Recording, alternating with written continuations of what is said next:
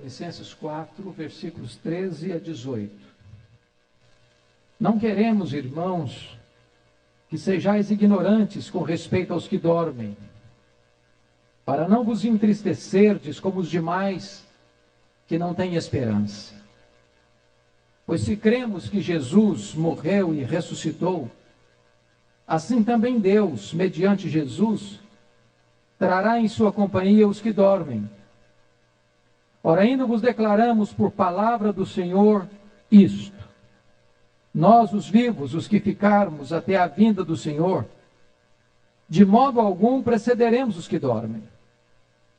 Porquanto o Senhor mesmo, dada a sua palavra de ordem, ouvida a voz do arcanjo, e ressoada a trombeta de Deus, descerá dos céus, e os mortos em Cristo ressuscitarão primeiro. Depois nós, os vivos, os que ficarmos, seremos arrebatados juntamente com eles, entre nuvens, para o encontro do Senhor nos ares, e assim estaremos para sempre com o Senhor. Consolai-vos, pois, uns aos outros com essas palavras. Amém. Irmãos queridos, as cartas de Paulo normalmente tinham um efeito pastoral. Paulo escrevia para as igrejas para tratar de assuntos que estavam surgindo no meio do rebanho, trazendo inquietação ou dúvida. E as igrejas da Macedônia e da Acaia, as igrejas que Paulo plantou durante a sua segunda viagem missionária, estavam enfrentando a influência grega. Era uma região grega, de cultura grega. E os gregos acreditavam na imortalidade da alma, mas os gregos não acreditavam na ressurreição do corpo.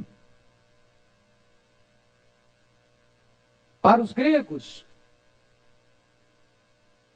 falar em ressurreição era um retrocesso e não uma esperança.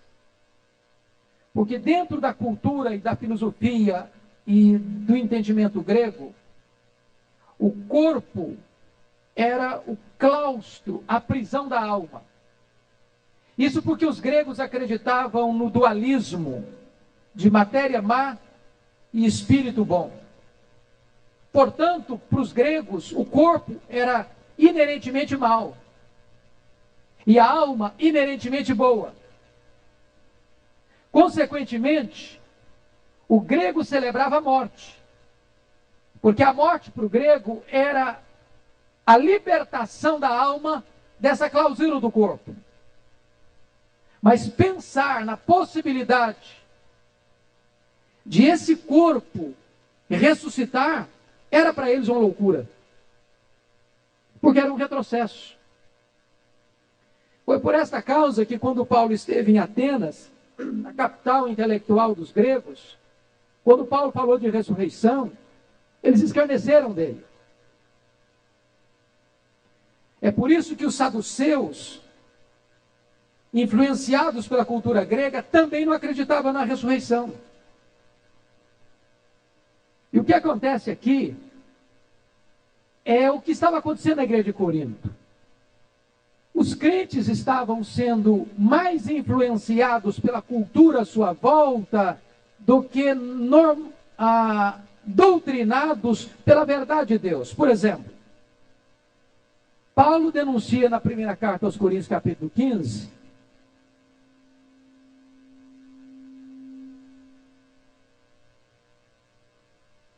que os crentes até acreditavam que Jesus havia ressuscitado. As evidências eram muito fortes. Os testemunhos eram irrefutáveis. Mas eles não acreditavam que os crentes, morrendo, pudessem ressuscitar. E o argumento de Paulo em 1 Coríntios 15 é que não dá para você aceitar a primeira verdade, que Cristo ressuscitou, e negar a segunda verdade, que os crentes vão ressuscitar. O que estava acontecendo nessa igreja de Tessalônica? Quando um crente morria na comunidade, era uma tristeza. Era um sofrimento. Eles não tinham esperança. Não tinham esperança. E Paulo escreve esse texto para mostrar para os crentes que nós temos uma viva esperança. Aliás, o mundo pagão era marcado pelo desespero e pela desesperança. Paulo denuncia isso lá em Efésios 2, quando diz que os homens estão sem Deus no mundo e sem esperança.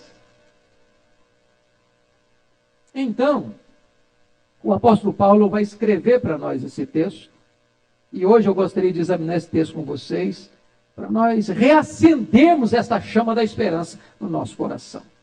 E a primeira coisa que eu quero levantar aqui para os meus irmãos, está aí no versículo 15. Porque quando se trata do futuro, quando se trata da escatologia, quando se trata da ressurreição, quando se trata da segunda vinda, quando se trata do céu, quando se trata da eternidade, as pessoas começam a especular. Há muitas especulações, há muitas ideias. Por exemplo, aqueles que acreditam que morreu, acabou. Os epicureus eram assim. Os existencialistas hoje são assim. Morreu, acabou. Não existe mais nada. Assim ainda pensam algumas seitas contemporâneas, dizendo o seguinte: é aniquilação do ímpio. Acabou, morreu, acabou. Não tem inferno, não tem penalidade eterna, morreu, acabou. Como pode existir esperança para uma pessoa que pensa assim? Outros acreditam que depois que a pessoa morre, ela vai sofrer num tempo indefinido até purgar os seus pecados e depois então estará apta para entrar na bem-aventurança eterna. Também não há esperança nisso. Há outros que postulam que uma pessoa morre, seu espírito desencarna e fica vagando, aguardando a próxima reencarnação. Encarna de novo e desencarna outra vez, encarna de novo e desencarna outra vez, e assim sucessivamente. Mas não há esperança nisso. O que Paulo está dizendo para você e para mim nesse texto é que com respeito ao futuro você não precisa especular. Olha comigo o verso 15. Ora, ainda vos declaramos por palavra do Senhor isto. Em outras palavras, Paulo está dizendo o seguinte: eu tenho revelação de Deus, eu tenho palavra de Deus sobre isso. Não é especulação humana, não é ideia humana, não é opinião humana. Deus abriu a cortina e revelou o futuro. Deus levantou a ponta do véu e mostrou o que vai acontecer. Eu não estou dando uma opinião, eu não estou emitindo um juízo, eu não estou especulando nada. Eu estou trazendo para vocês a revelação de Deus. E nisso nós temos segurança. E nisso nós temos esperança. E nisso nós temos certeza. E nisso nós temos consolo. Qual é a verdade que Paulo vai tratar conosco neste assunto? Em primeiro lugar, confira comigo o versículo 16. Quando ele diz assim: ora, ainda vos declaramos por palavra do Senhor isto. E agora no verso 16: porquanto o Senhor mesmo, dada a sua palavra de ordem, ouvida a voz do arcanjo e ressoada a trombeta de Deus, descerá dos céus. Então, a primeira verdade que Paulo trata aqui sobre o futuro é que Jesus vai voltar. Isso não é especulação. Isso é uma verdade revelada. Ele vai voltar.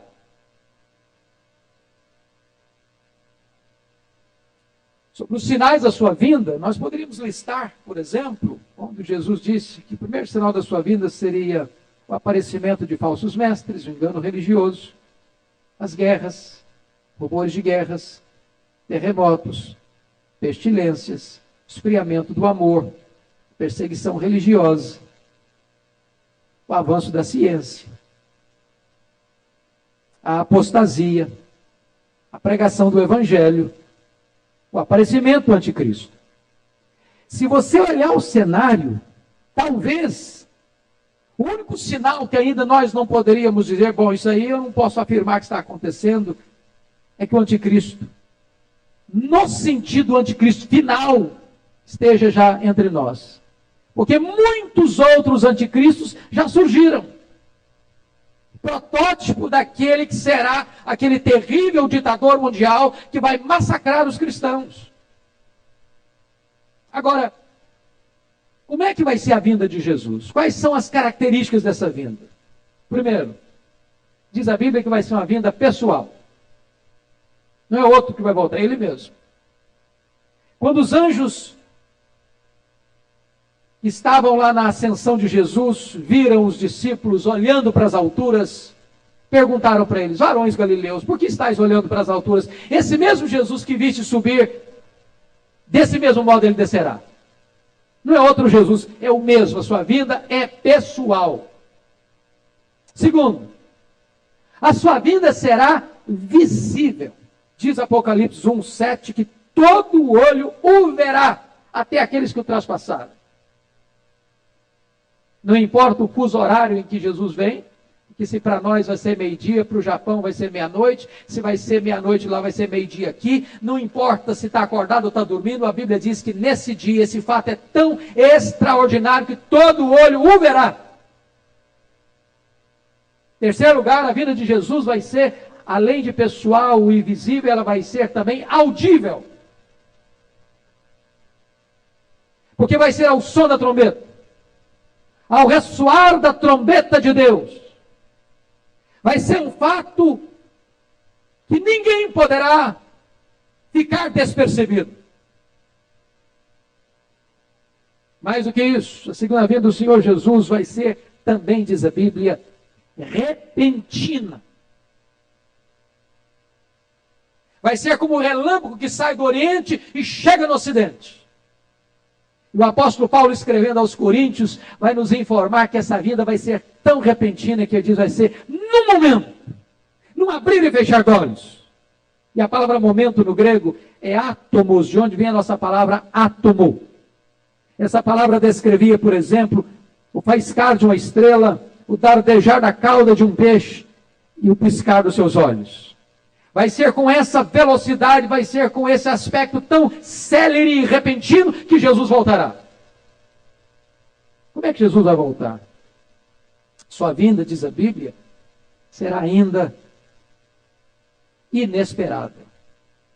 Inesperada. Diz a primeira carta de Paulo aos Tessalonicenses 5:2, que vai ser como um ladrão de noite.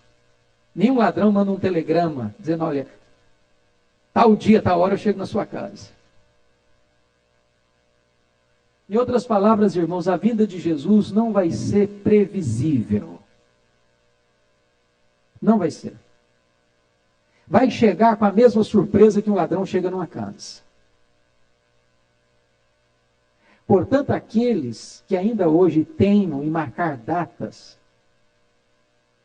dizer, olha, com essa profecia que se cumpriu, é a último acontecimento, então é nessa geração agora e não vai passar dessa, ou vai ser dia tal, ano tal, mês tal, estão matriculados na escola do fracasso e do opróbrio. Como é que vai estar existindo o mundo? Jesus Cristo disse no Sermão do Monte que quando ele vier, vai ser do mesmo jeito lá do dilúvio, na época de Noé. Casavam-se e davam-se em casamento, compravam e vendiam. Eu pergunto a você, há algum mal em comprar e vender, em casar e em dar-se em casamento? Tem pecado nisso? Tem erro nisso? Não tem erro, não tem pecado nenhum. O que o texto está querendo dizer? É que as pessoas vão tocar a vida. E vão viver como se jamais Jesus fosse voltar. Vão viver completamente desatentas e despercebidas dessa possibilidade. E mesmo quando o homem faz coisas boas em si mesmas, se isso não leva esse homem a parar para pensar que ele tem um compromisso com Deus e que ele precisa se preparar para o encontro com Deus, ele está em grande risco. Mais do que isso, a segunda vinda do Senhor Jesus Cristo será gloriosa. Lembrem que a primeira vinda ele veio humildemente.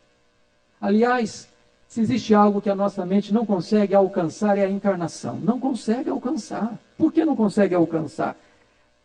Dos atributos de Deus, apenas os incomunicáveis, nós poderíamos citar alguns.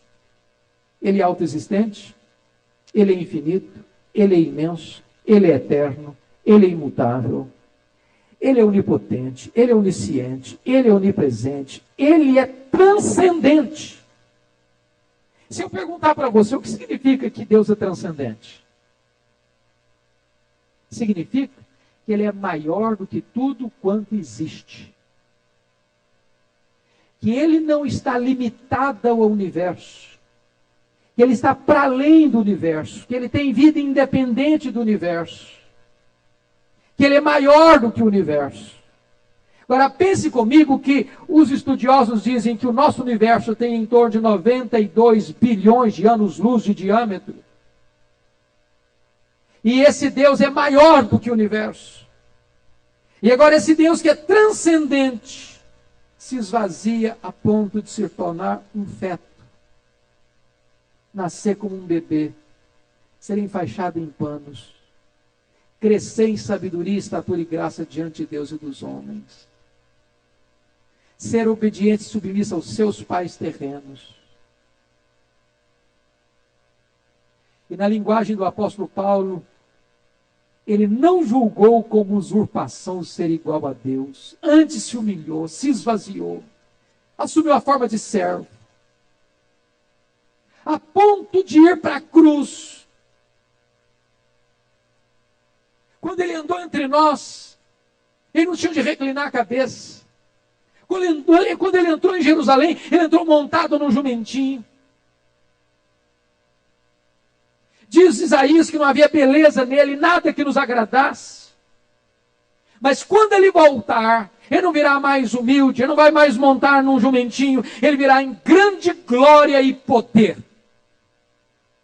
Até os maiorais da terra, diante da gloriosa da gloriosa vinda e do esplendor da sua vinda, vão ficar completamente esmagados de temor, gritando aos montes: caí sobre nós.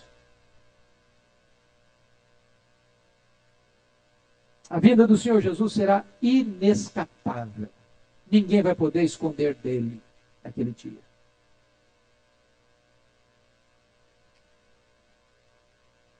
Amados irmãos, a segunda vinda de Cristo é a nossa esperança. Sabe o que me impressiona com Paulo? Olha o versículo 17 comigo. Ele diz que quando Jesus voltar, os mortos em Cristo vão ressuscitar primeiro, depois nós, os vivos, os que ficarmos. Eu acho bonito nisso, sabe por quê? Porque Paulo está dizendo o seguinte: eu espero Jesus voltar nos meus dias. Paulo aguardava isso. Paulo encerrava algumas passagens dizendo: Maranata, a hora vem, Senhor Jesus. Hoje a igreja, às vezes, irmãos, por um uso equivocado do estudo das doutrinas, tem crentes que dizem: não, descanse o seu coração. Olha, pelo cumprimento das profecias, vai passar mais de 500 anos ainda, não precisa nem pensar no negócio de Jesus voltar, não. E aqueles que pensam assim, cruzam os braços.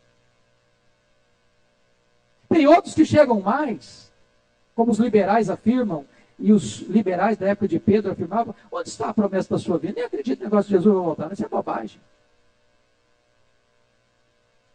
Paulo está dizendo o seguinte: eu acredito e eu espero que ele volte na minha geração.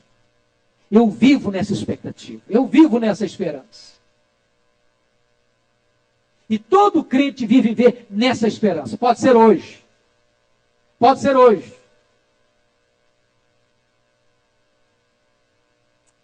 Segunda verdade que Paulo vai tratar de forma tão preciosa para nós, queridos, é a questão da ressurreição, que é uma consequência da segunda vinda.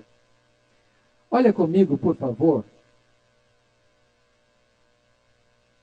quando ele vai dizer o seguinte. No versículo 13, ele mostra que aqueles crentes que estavam sem esperança, entristecidos, como os demais gentios que não tinham esperança.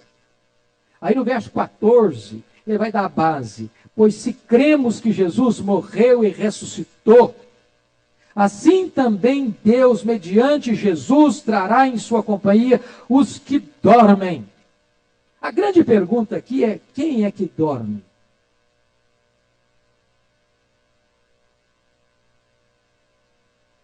Será que dorme o corpo ou será que dorme a alma?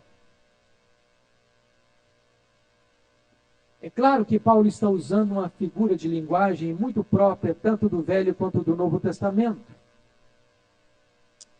E alguns segmentos religiosos ainda hoje que afirmam que é a alma que dorme. Quando um crente morre, a alma dorme junto com o corpo, aguardando a ressurreição.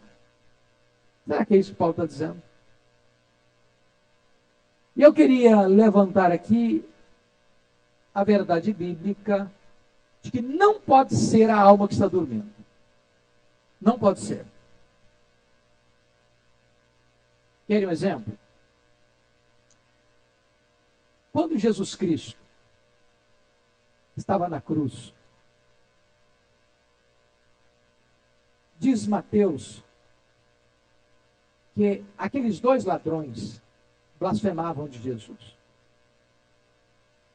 Num dado momento, no finalzinho da vida, o que estava à direita de Jesus teve os seus olhos abertos, se humilhou e se quebrantou, reconheceu que Jesus era rei e disse para Jesus: lembra-te de mim quando entrares no teu reino.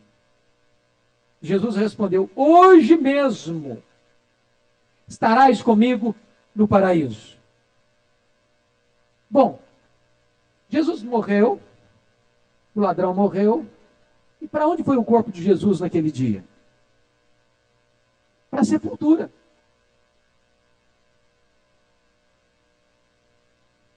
Então o paraíso é a sepultura? Claro que não. Para onde foi o Espírito de Jesus quando ele morreu? Ele diz: Pai, nas tuas mãos eu entrego o meu Espírito. De tal maneira que o Espírito de Jesus foi para o Pai e o corpo dele foi sepultado. É claro então que não pode ser a alma que dorme.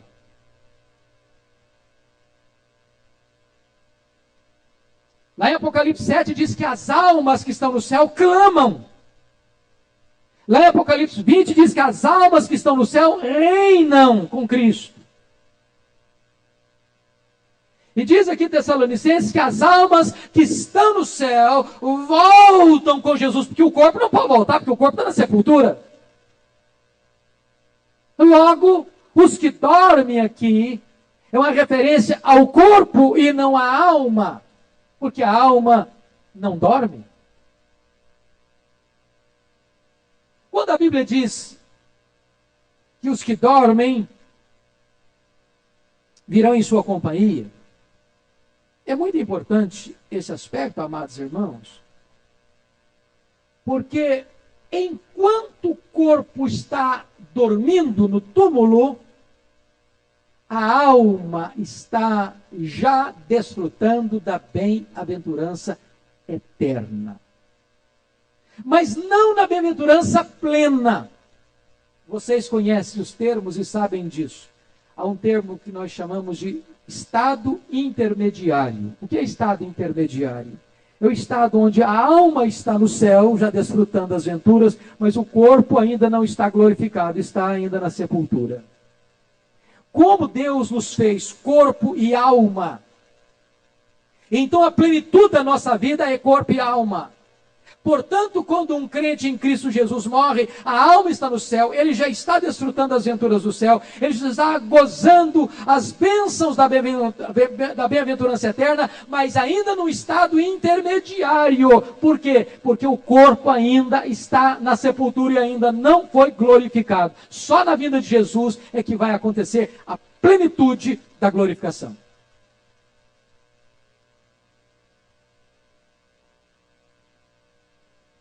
Agora veja comigo, versículo 15.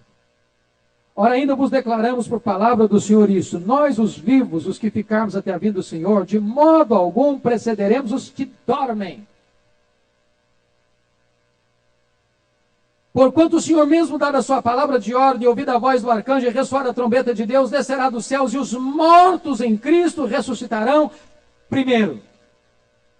Talvez você faça uma pergunta importante aqui. Como é que vai ser esse negócio de ressurreição? Como é que vai ser mesmo? Como é que vai ser esse corpo?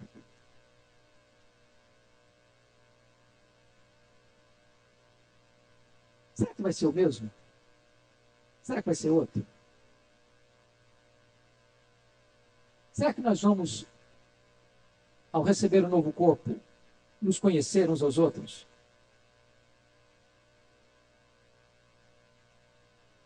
Quando Paulo tratou desse assunto na primeira carta aos Coríntios, essa pergunta foi feita a ele. Como é que ressuscita os mortos? Em que corpo as pessoas vêm? Aí Paulo diz, insensatos, não sabeis que aquilo que semeia não é aquilo que você colhe?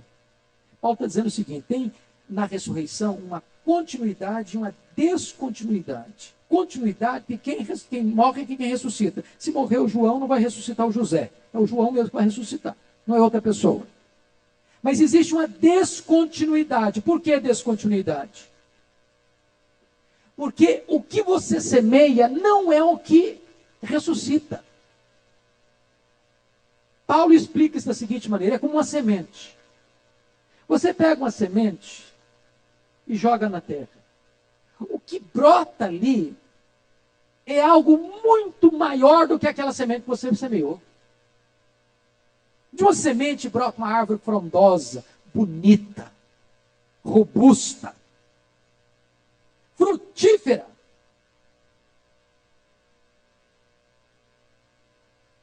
Mas você, se semear manga, não vai colher abacate.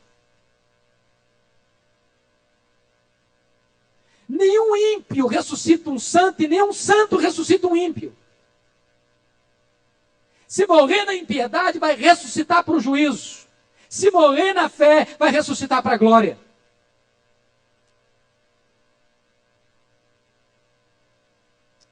Paulo argumenta ainda em Apocalipse, em 1 Coríntios 15, que, ilustrando, é como se o seguinte, pensa o que Paulo está dizendo.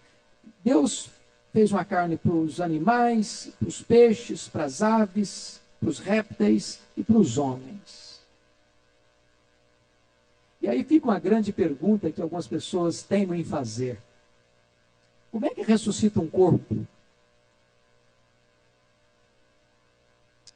que foi queimado a 3.000 graus centígrados? Não sobrou nem pó para jogar cinzas na água, para se guardar numa caixa de fósforo, pelo menos.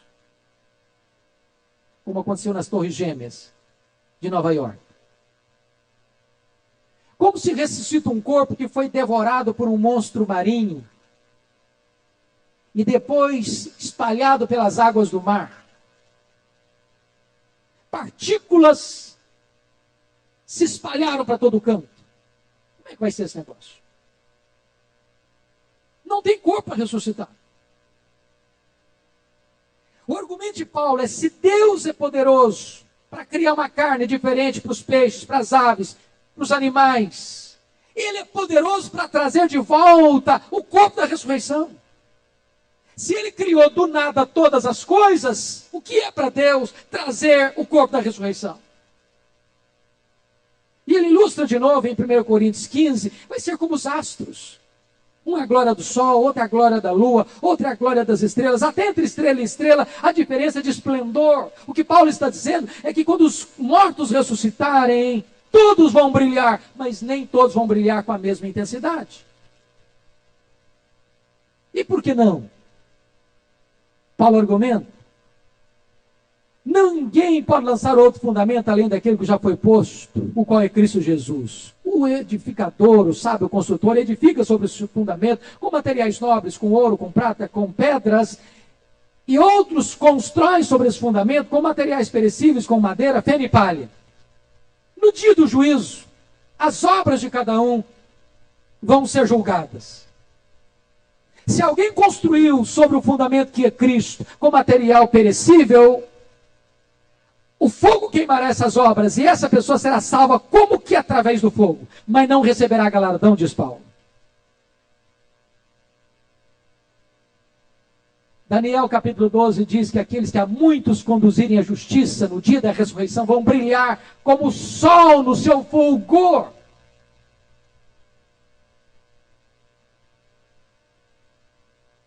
Como é que vai ser essa semeadura? Paulo responde assim: semeia-se na corrupção, ressuscita-se na incorrupção. O que significa isso, irmãos? Esse corpo que nós temos aqui, gostando ou não, ou querendo ou não, ele vai sofrendo alguns baques. O tempo é implacável. Olha, o camarada pode viver a vida inteira num spa, mas as rugas vão sendo esculpidas na sua face, gostando ele ou não. Ele pode usar todos os cremes do mundo, que ele não vai conseguir disfarçar essas rugas. Não tem plástica que resolva esse problema. Esse corpo é corruptível. Ele fica caquético, ele fica doente, ele fica fraco. As pernas ficam bambas, os olhos ficam embaçados, os joelhos ficam trôpegos. Mas o corpo que vai ressuscitar é incorruptível. Não vai ficar velho, não vai ficar doente, não vai ficar cansado, não vai ter defeito físico. Ninguém vai brigar com o espelho. Ninguém. Paulo diz, ressuscita-se, semeia-se em fraqueza, ressuscita-se em poder. Irmãos, isso é magnífico. Como é que vai ser o seu corpo da ressurreição? O que significa que esse corpo vai ser um corpo de poder? O nosso corpo hoje, ele está preso e limitado às leis da natureza. Se você pular de um prédio de 10 andares, você se esborracha lá embaixo. É a lei da gravidade, não tem jeito. Para você sair daqui para o centro da cidade, você tem que ir a pé, ou de bicicleta, ou correndo, ou de carro. Não tem outro jeito. Você tem que se deslocar. O corpo da ressurreição não estará mais preso a essas leis. Por exemplo, Jesus, quando ressuscitou, entrou numa casa com a porta fechada. Não tem jeito. Se você tiver que entrar numa casa hoje, tem que abrir a porta ou furar um buraco na parede. Jesus saiu de Jerusalém, na Judéia, e apareceu no Mar da Galileia, 150 quilômetros ao norte, sem precisar percorrer passo a passo. Jesus Cristo diz que lá no céu nós vamos ser como os anjos. E eu te pergunto, com que velocidade um anjo vem do céu à terra? Com que velocidade? Jesus Cristo no Getsemane disse para Pedro, olha Pedro, se eu precisasse de ajuda aí, eu mandaria vir 12 legiões de anjos. 72 mil anjos para me ajudar aqui. Com que velocidade eles viriam? No estalar de dedos, se desce do céu à terra. Em qual a distância? Qual a distância? Quando o astronauta russo esteve na Lua, ele disse, eu não vi Deus. A maior velocidade que nós conhecemos é a velocidade da luz, 300 mil quilômetros por segundo. Se o universo tem 92 bilhões de anos-luz de diâmetro, alguém demoraria 92 bilhões de anos na velocidade da luz para ir de uma ponta na outra. Se Jesus voltou na velocidade da luz, ele está logo ali na esquina ainda. O que significa que o nosso corpo será poderoso? Significa que você vai habitar nos novos céus e na nova terra. Sabe por quê que o estado intermediário não é de glorificação ainda? Porque as almas que estão no céu só estão no céu, mas ainda não estão desfrutando dos novos céus e da nova terra. E o habitat dos salvos não vai ser apenas o céu, vai ser o céu e a nova terra. Ou seja, você vai ao céu e você vem à terra, e você vai ao céu e você vem à terra, no corpo de glória, porque será semelhante ao corpo da glória do Senhor Jesus.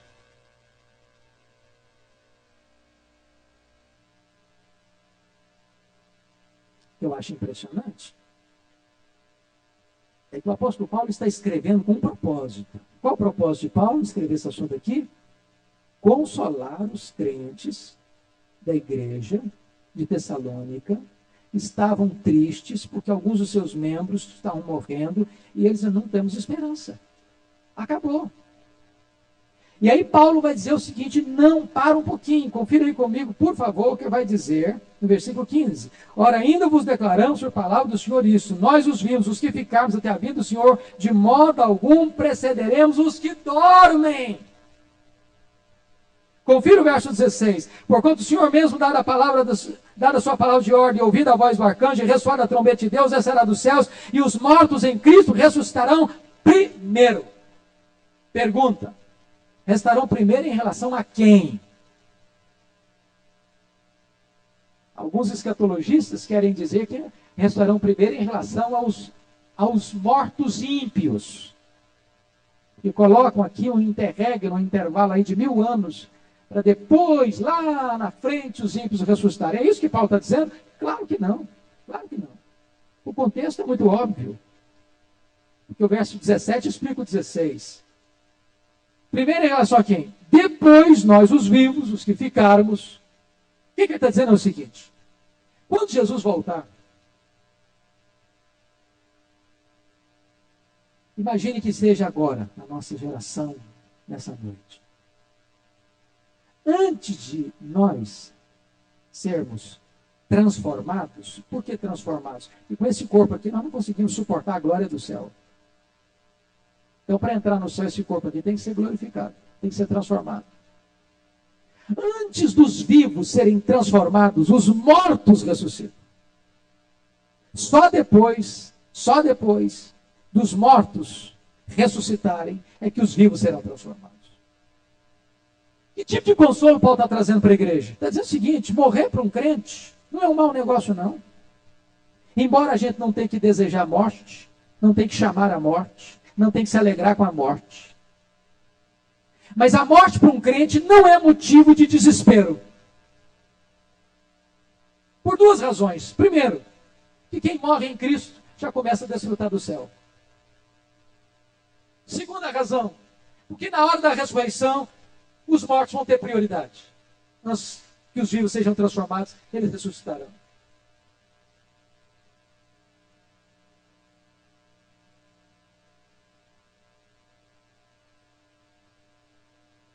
Agora vejam vocês, depois de Paulo trazer a revelação de Deus sobre a segunda vinda, sobre a ressurreição, ele vai falar agora sobre o arrebatamento. Depois nós, os vivos, os que ficarmos, seremos arrebatados, versículo 17, seremos arrebatados juntamente com eles entre nuvens para o encontro do Senhor nos ares, e assim estaremos para sempre com o Senhor. Veja você que esse arrebatamento aqui não tem o mesmo conteúdo teológico dos dispensacionalistas.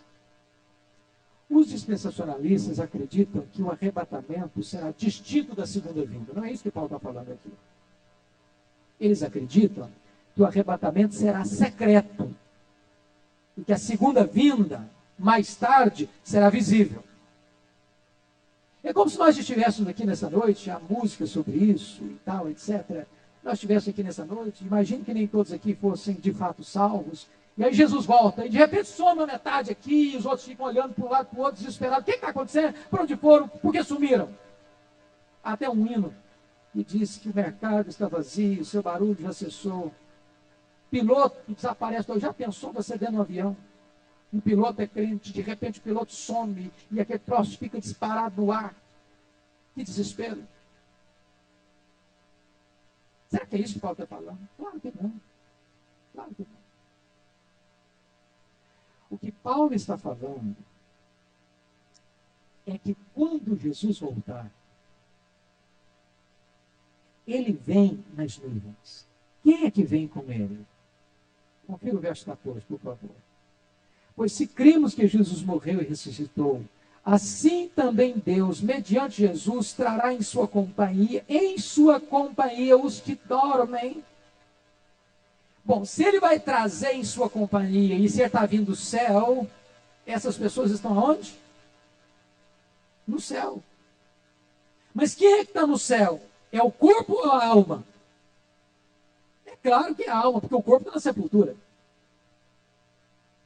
Então note você que quando Jesus voltar, os anjos virão, porque vai ser um cortejo celestial, ao ressoar da trombeta de Deus, a voz do arcanjo. Os anjos vêm para recolher os eleitos dos 4 cantos. E as almas dos crentes que já estão na glória, que já estão no céu, vêm com Jesus, com grande glória e poder entre as nuvens. E enquanto estão nas nuvens ainda, os mortos ressuscitam, porque ao ouvirem a voz de Jesus, os mortos sairão dos seus túmulos, uns para a ressurreição da vida, outros para a ressurreição do juízo. E diz a Escritura, então, que os vivos depois disso serão transformados e todos começam a subir para encontrar Jesus nos ares. Quando eu era criança, eu sempre pensava que o animal mais feliz que Deus tinha criado eram os pássaros. Tinha hora que eu invejava os pássaros. É uma coisa magnífica voar. Eu posso dizer para você que um dia nós vamos voar, sem precisar de entrar numa aeronave. Nós vamos subir para encontrar o Senhor Jesus nos ares. Este é o arrebatamento.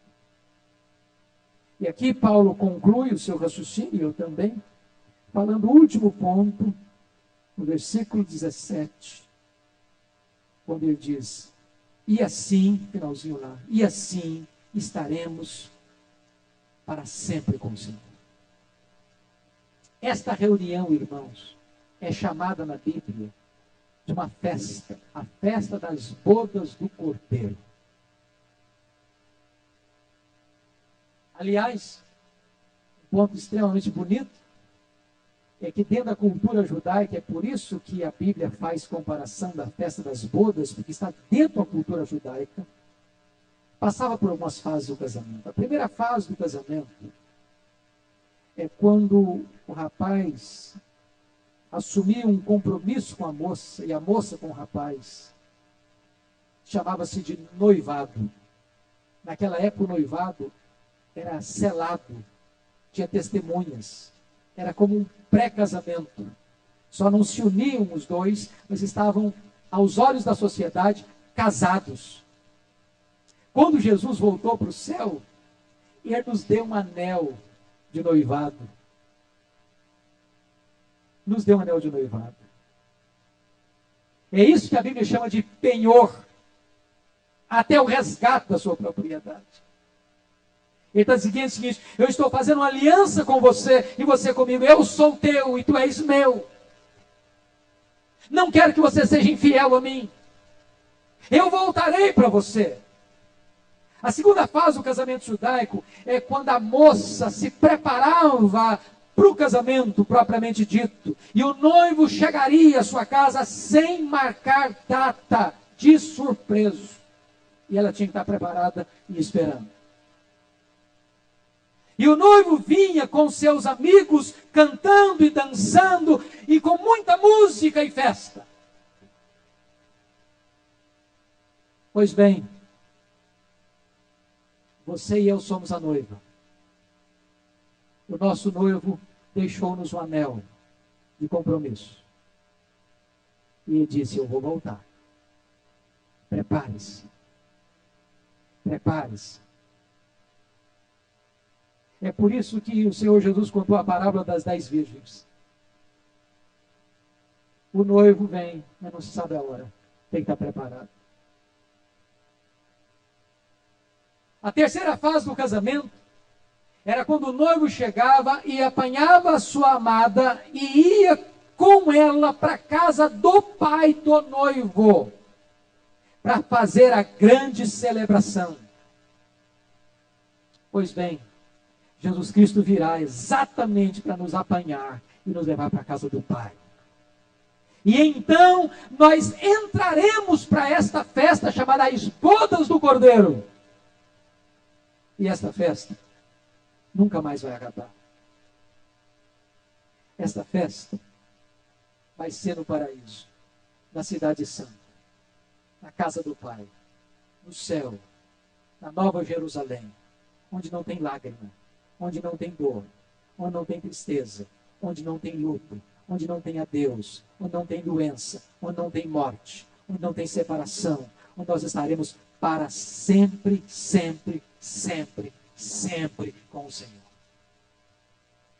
É por isso que Paulo conclui esse texto dizendo assim, consolai-vos, pois, uns aos outros com essas palavras. Meus irmãos, nós não precisamos especular o futuro. O nosso futuro já está escrito, já está decidido. Um dia, Alguém caminhava pela rua, encontrou uma cigana, e a cigana pediu, deixa eu ler a sua mão. E era um crente. O Senhor Jesus disse, não precisa ler minha mão, não, minha mão já está lida. Mas como assim? Está lida. Está escrito aqui, bondade e misericórdia me seguirão todos os dias da minha vida. E quando terminar isso aqui, eu habitarei na casa do Senhor para todo sempre. O final da sua vida já está escrito. O final da sua vida é agora. Deus os abençoe. Deus os console. Deus renove o nosso coração, esta viva esperança.